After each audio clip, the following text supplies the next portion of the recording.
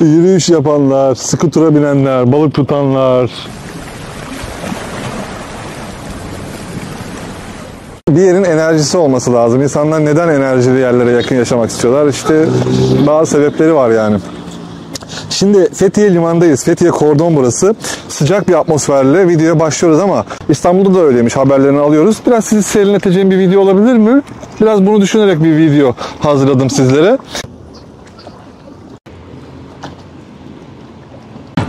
Herkesin ayrı hikayesi var, derdi var ama herkes motivasyonlu olmaya çalışıyor. Burayı o yüzden ben de çok seviyorum. Videomuzu burada başlatıyoruz. Yukarı doğru çıkıyoruz.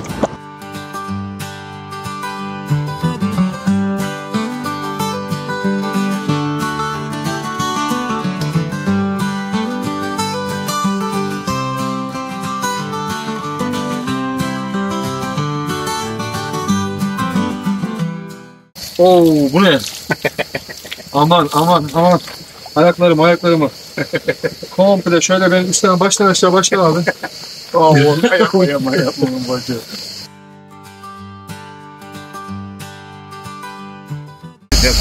Tamam. Bir tane yiyecektin abi. Alırım ben falan bir tane alacağım. Şu yüzülerden alalım ya. Senin güler yüzünün hatırını alıyorum ha. İncir'i de seviyorum. Bu bir yeter abi. Bu çok beş yeter arkadaşlar.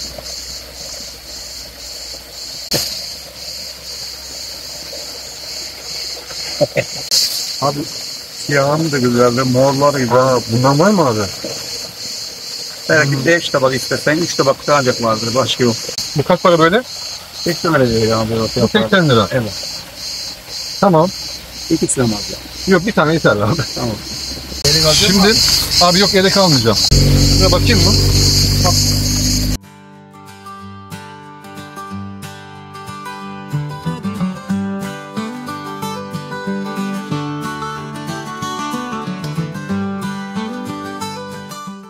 Abla oradan bakıyor. Ayıp oldu mu ona acaba ya? Yok. Durup abi gel.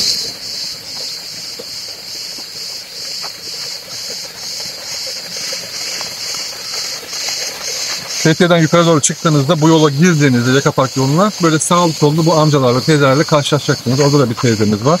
Oraya gidene kadar böyle sağlı sollu insanlar kendi evlerinin önünde yetiştirdikleri ürünleri satıyorlar. Yukarı doğru çıkıyoruz bakalım. Evet. Ne tuttu abi? Ben hangi bunu alıyorum? Tamam onu ver abi. Ben 80 lira, bu elde 150. Sen iyiydin ya. 80, 50 daha 150 yapıyor. 100 olsun. Bunu katırsam 150 versen olur. Tamam oğlum. Çok kaliteli. Tamam. Boşalt dedi ya. Tamam ben bunu alayım. Ben arabadan para vereyim. Arabada para yokmuş falan diyormuş. Gazeteci mi abi?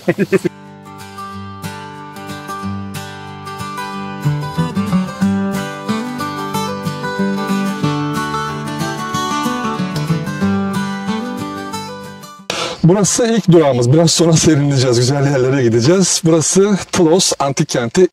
Akdağlara en yakın olduğumuz bölümdeyiz. Girişi kişi başı 60 TL olan ama müze kartınız olduğunda ücretsiz girebileceğiniz bir antik kent. Tlos denince Yunanca bir kelimeden türemiş gibi insanın aklına geliyor. Açıkçası benim de aklıma öyle geldi ama öyle değil. Likçe bir kelimeymiş. Talava. Şu an burada geçiyor. Kelimesinden türetilmiştir. Bu şekilde bir hal almıştır. Şurada ortada gördüğünüz bölüm var ya. Eski antik dönemde burası bir havuzmuş. 72'ye 8 ölçülerinde ve 1 metrede yüksekliği varmış. 1 metre.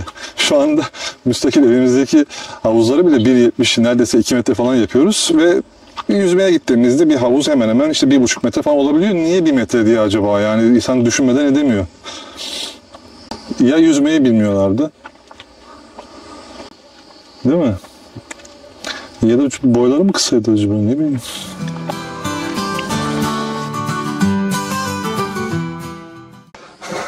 Burada şu anda maç bile yapılır abi. Burası böyle ufak bir düzenlemeyle baksana. Tribünler hala yerinde duruyor. Tam karşıda Yiyip içeceğiniz bir yer var. Soğuk bir şeyler içeceğiniz, kahve içeceğiniz bir yer var. Tam buranın karşısında.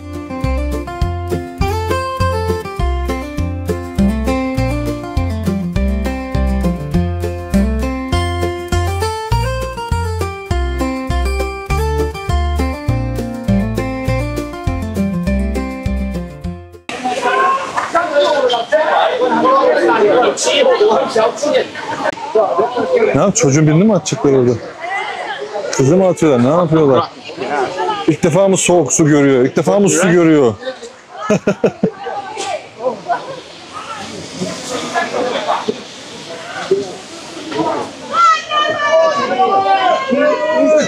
Elbisesiyle gitti vallahi ya. Elbise hepsi gitti. Telefon falan var mıydı acaba üstünde?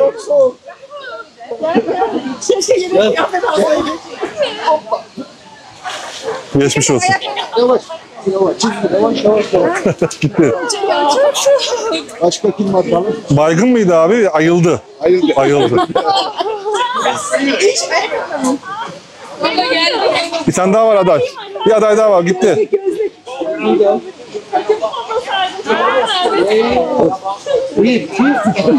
Gitti. Vallahi elbise falan dinlemiyorsunuz ha. Yok.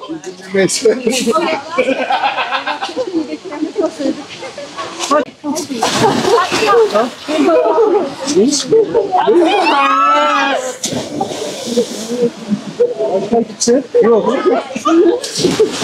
Ben de çıkarttım onları.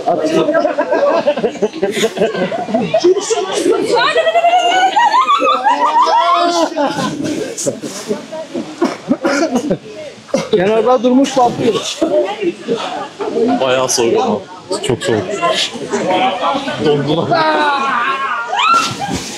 En son tamam o da gitti. Bütün 5 kişiyi attı, 5 kişiyi öldürdü. En son kendi intihar etti yani. 4-5 defa girdiğin zaman ama gerçekten böyle hücreler uyanıyor, böyle kendine geliyor. Abi şu an yayındasın. Siz buraya bugün görevli olarak mı geldiniz abi, insanlar atacağız diye? Nereden geldin? Burada mısınız? Jeep safariciyiz. Ha tamam, şimdi oldu. Aynen. Asıl enerji sizde olması lazım, Ben sizde. İstanbul'dan geldim. Hı hı. Ben misafirim. Katıldın gruba sen de. Tabii. Aynen. Kaptanın enerjisi bize geçti. Abi baksana zaten belliydi. Tur şirketi olduğu. Yani Şu mor arabalar sizin yani değil mi? evet. Tamam. Karşıdakiler bizim. Tamam. Biz kaçalım abi. Biz de atmadan. Buradan kaçalım abi. Ayrılalım. Muratça. YouTube Muratça. Şimdi burada ne oluyor? Aslında onu anlatalım. Şu anda yaz sezonu olduğu için her tarafı geziyor insanlar. Yazın. Karadeniz'e giden de var. Doğu tarafına giden de var serinlemek için. Buralarda sıcak bölgeler. O bölgelerde oturup da buralara tatile gelen de var doğal olarak. Ama şu anda yaklaşık 40 derece. Buyurun.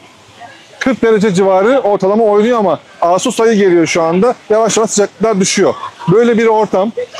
Doğal kar suları eriye böyle bu hale geliyor. Böyle bir doğal ortam oluşturuyor. Zipline de var. Merhaba. Şu an 30 tane misafirimiz var. 30 kişi. Onlar zipline yapıyorlar. Çıktılar. Hı. Şu an buranın en uzun parkuru zaten burası. 320 metre tam uzunluğu. Her yaştan herkese uygun. 7'den 70 herkes yapabiliyor.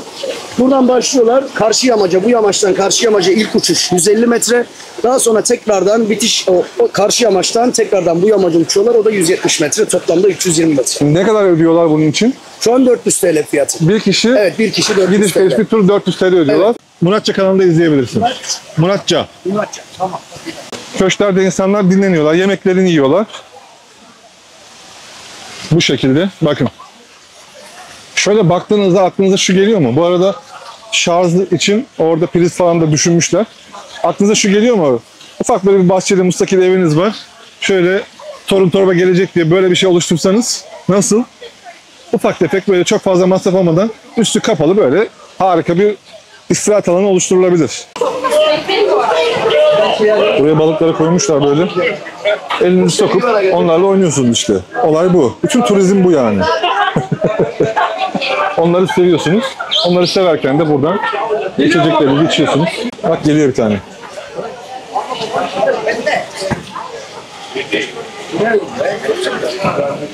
Herkesin elini soktuğu bir şey de nasıl olur falan diyorsunuz belki de ama böyle işte yani.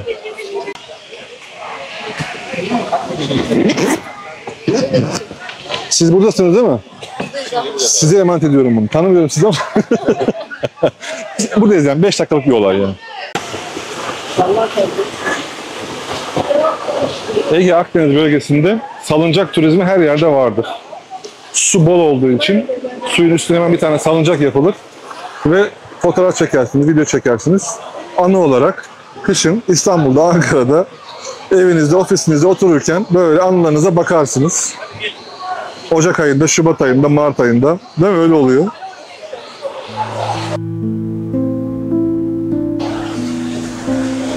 Tamam, mutlu oldun mu? Ha? Oldun mu mutlu? Konuşur musun mikrofona biraz? Evet. Nereden geliyorsun sen? İzmir'den. Neresi? İzmir mi? İsmin ne? Rüzgar. Rüzgar. Harika bir rüzgar estirdin orada. Hadi bakalım.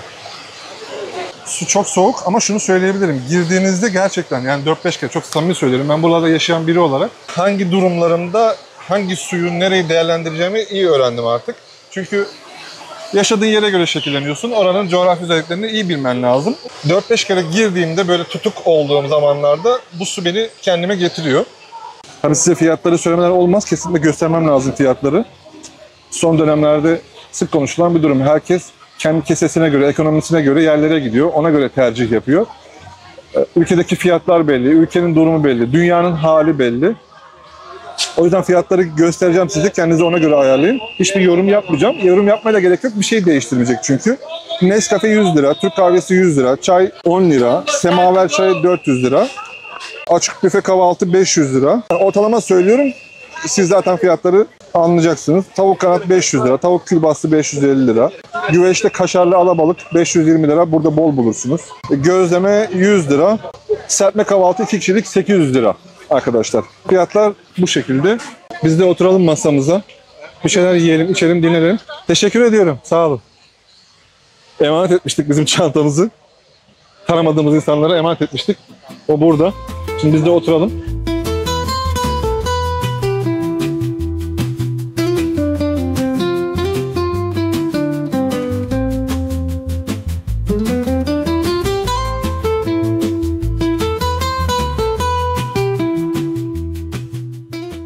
Seydi Kemer'e geldiğinizde bu ablayı görürseniz kesinlikle karpuzu almayın. Şaka yaptım, şaka.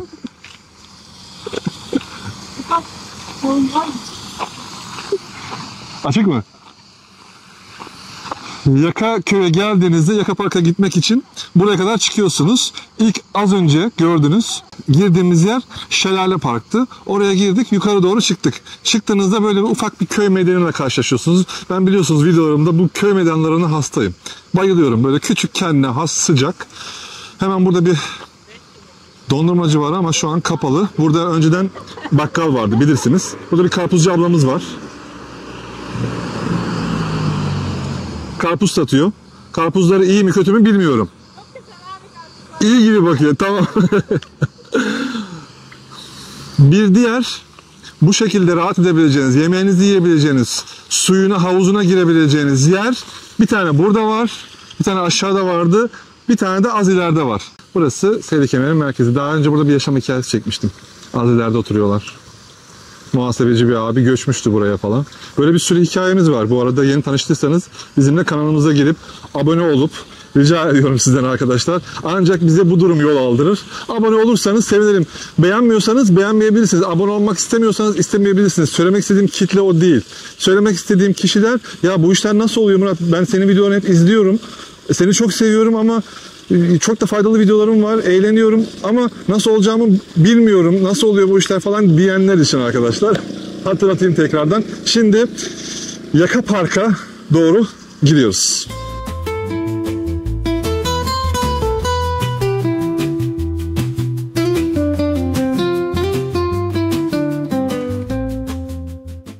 İçeriye girdiğinizde işte şelale, balıklı bar, soğuk su havuzu, hatıra kütüğü, restoran, açık büfe, lavabolar, her şey var. Bunların dışında biraz böyle doğaya ve derinliklerine hakimseniz ve bunu seviyorsanız anıt ağaçlar dikkatlerini çekecektir. Onun yanında işte kademeli teraslar, havuzlar, su kanalları, hamaklar, bu köşkler gerçekten görülmeye değer. Bu bölgede çoğu yerde Eğer Temmuz, Ağustos'ta tatile geliyorsanız bunlarla zaten karşılaşacaksınız.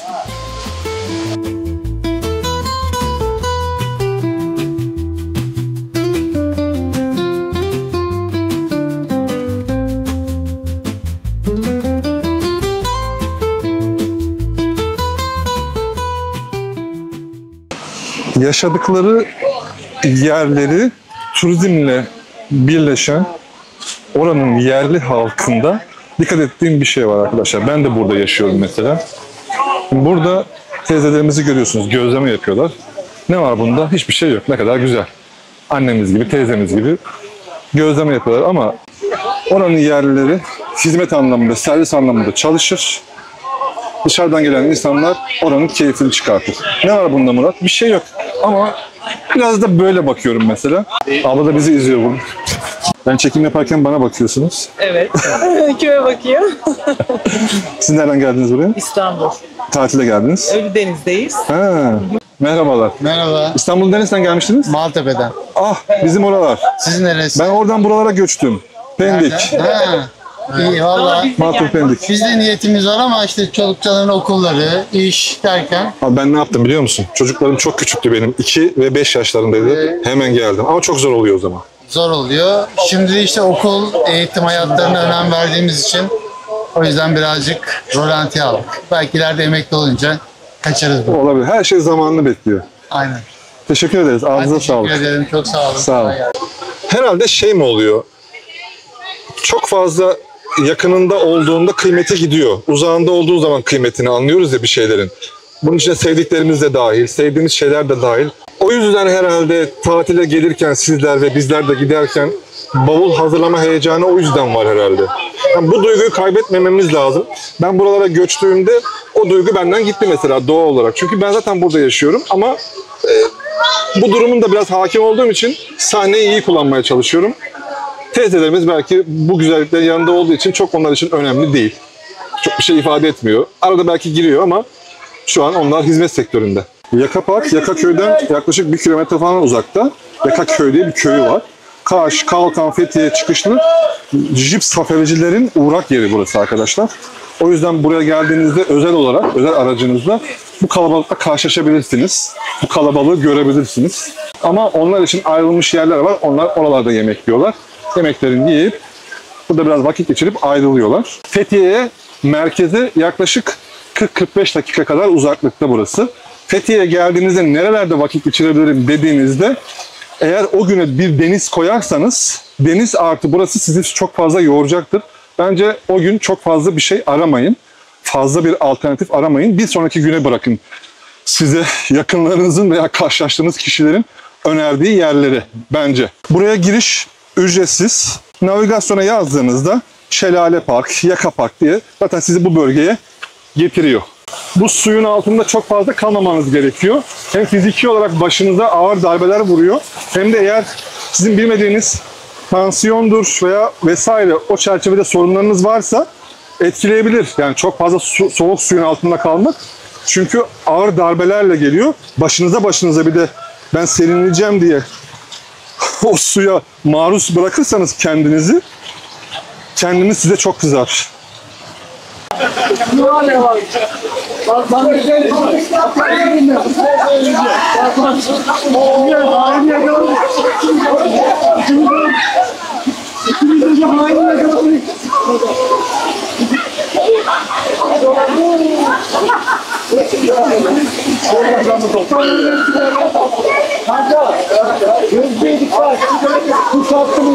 Az önceki yerde, az önceki işletmede bahsettik ya zipline havadayken gördüğünüz manzara Eşen Vadisi diye işte arkamdaki manzara burası.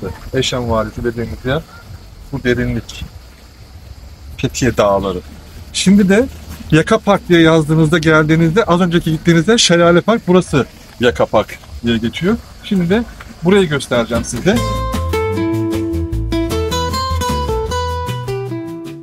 Sanki taksi durağı gibi bekliyorlar yolcu almayı. Hadi ben bindim gidelim bakalım.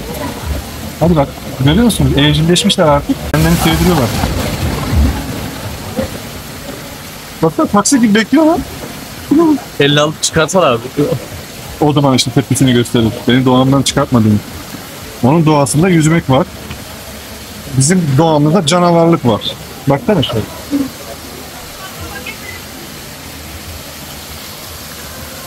Sosyal medyada veya buralara gelen insanların söylediğinden duymuşsunuzdur. Bu soğuk suya girdiğinizde 15 dakika durursanız burada yiyeceğiniz yemek bedava diye. Vallahi girmeyin. Kanmayın böyle şeylere. Buluş olursunuz. Yani ne gerek var böyle bir şey zorlamaya? Yani 400 lira veririm yemek yedim yani. Orada oturma yerleri var. Görüyorsunuz 2 katlı köşkler. İnsan orada yemek yiyorlar. Şöyle çevirdiğiniz zaman kamerayı diğer yerle karşılaştırmaya gerek yok. Buranın durumu da ayrı. Onlar da orada gözden bakıyor. Kolay gelsin. Şifa doktoru balıklar. Balıklar bu akılla, bu zekayla insanları tedavi ediyorsa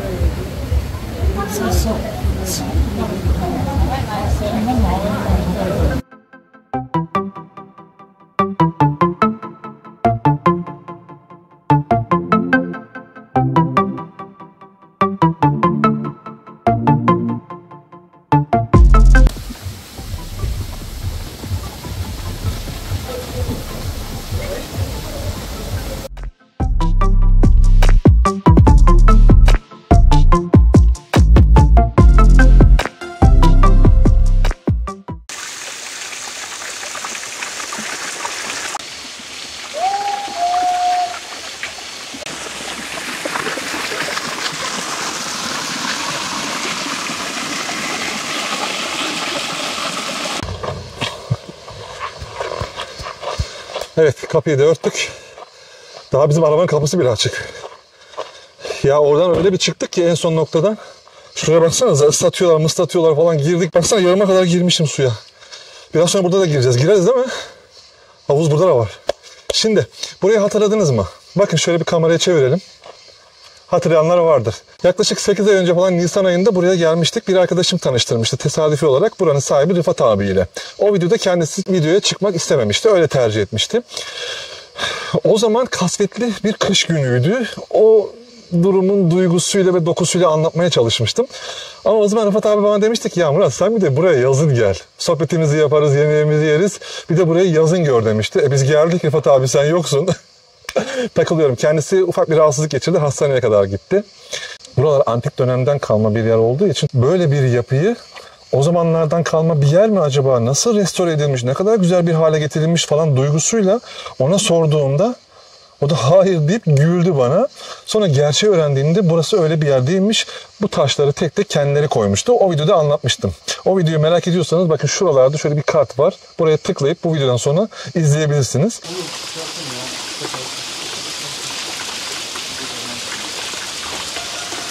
Burayı hatırladınız mı? Burası da doğal havuz. O videoda burayı böyle gösterip etrafından yürüyüp yukarı doğru çıkmıştım. Şimdi yemeğimizi yiyeceğiz. Biraz sonra da gireceğiz içine. Biraz pis gibi gözükebilir. Doğal havuz dedik ya, yapraklar düşmüş yani içine. Ya size çok garip gelebilir. Bu videoları şehirde yaşayan insanların çok fazla izlediğini biliyorum. Doğal olarak garip gelebilir, tuhaf gelebilir. Çünkü alışılmışın dışında. Özellikle bu bölgede çok fazla olmakla birlikte ekolojik kafada çok insan var. Yani ne demek? Bu işin mimarı olanlar da var veya mimarlardan öğrenip de evini, havuzunu, yaşam alanını o şekilde yapan insanlar da var arkadaşlar. Bu havuz da doğal bir havuz. Yani tabii ki temizliği aklınıza gelebilir. Mesela adamın arazisi var. Hem ekiyor hem biçiyor hem de keyfini düşünmek istiyor. Adamın arazisinden su çıkıyor. Su burada depolanıyor. Yani havuz oluşturuyor. Siz aynı zamanda keyif yapmak için havuza giriyorsunuz. Bir yerden de boşalıyor. Araziye yayılıyor o su. Yani araziyi de sulamış oluyor. Yani hem kullanıyorsunuz hem yüzüyorsunuz, havuza giriyorsunuz. Aynı zamanda o su heba olmuyor. İşte hayvanlara gidiyor, bitkilere gidiyor, ağaçlara gidiyor. Köklerini suluyor. Bu şekilde yaşam alanını ekolojik mimar kafasıyla düzenleyen çok insan var. Şimdi biraz sonra biz de bu havuza gireceğiz. Burası Serenity Yakaköy diye Instagram'da hesabı olan bir yer. Buranın anlayışında aslında o zaman da bahsetmiştim ama sahibi Rıfat abimiz diyor ki tam bizim kafadan, yani ben akıştayım. Dolayısıyla benim bu akışımı bozmayacak şekilde ihtiyacım var veya yok. Para bana çok lazım veya değil. Bu önemli değil. Bunun üstünde bir durum var. Benim akışımı bozmayacak, enerjisi iyi, doğadaki uyumu iyi veya doğadaki durumu inziva başlığı altında kabullenmiş insanlara açık burası diyor. Orayı doğru anlamak lazım arkadaşlar. Mesela bazı hem benim çektiğim yerlerde olabilir veya başka yerlerde olabilir. Mesela çocuk kabul edilmez veya başka hayvan kabul edilmez. Veya özellikle edilir. Kendine has kuralları vardır. Bu kurallar bu yüzden bazı maddeyi aşmış, bazı hayatta belli şeyleri aşmış, kabullenmiş insanların koyduğu kurallardır. İlk insanların karşıladığı gibi anlaşıldığı şekliyle anlaşılmaması lazım. Bunun arkasında bir durum var. İnziva alanı dendiğinde o zaman şu anlam çıkıyor. Yani tuvaletler dışarıda, konaklama yerlerin hepsi taş, börtü, böcek, kertenkele vesaire bu tip durumlar olabilir. Buna saygı duyacak, bunun içinde yaşayabilme durumunu kabullenmiş, buna sesini çıkartmayacak, inzivaya çekilmek isteyen, sessiz sedasız her şeyi doğanın tüm verdikleriyle kabullenmiş insanların olması gereken yer. Gelecekse o insanlar gelsin mantığıyla şu arkadaki konaklama alanları dahil, yani o şekilde yapılmış ve şu bacaların altında şu an bizim üzerinde yürüdüğümüz taş yapıların içindeki odalarda konaklayabilen insanların olduğu yer.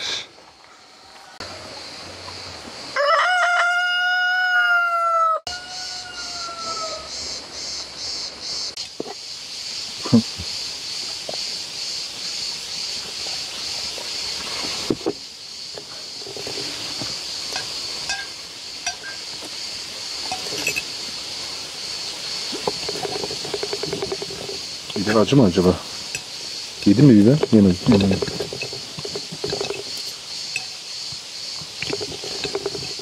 Mangalda arkadaşlarımızla anlaşıp mesela mangal yapmak istediğimizde biri ola ki eti unutsun ama biber getirsin. Benim için kabuldür. Yani mangalda biberi çok seviyorum, Charleston biberini. Bana neyse soğan çok güzel geliyor. Soğan da iyi.